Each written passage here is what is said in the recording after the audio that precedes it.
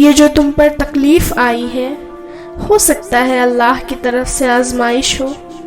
جو تم ابھی ناپسند کر رہے ہو سکتا ہے اسی میں تمہاری بہتری ہو۔ جس کو تم تاخیر سمجھ رہے ہو سکتا ہے وہ اللہ کی مصلحت ہو۔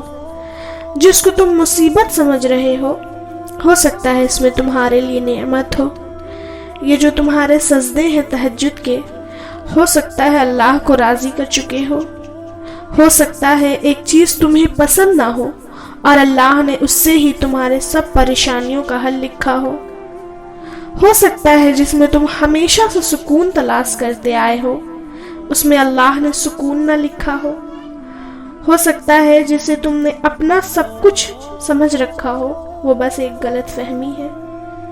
ہو سکتا ہے تمہیں لگتا ہو کہ اب کچھ بھی بہتر نہیں ہوگا، لیکن اللہ تمہارا نصیب بدلنے والا ہو سکتا ہے درد سہنے کے بعد اب اللہ نے تمہارے لیے آسانیاں پیدا کرنی ہو۔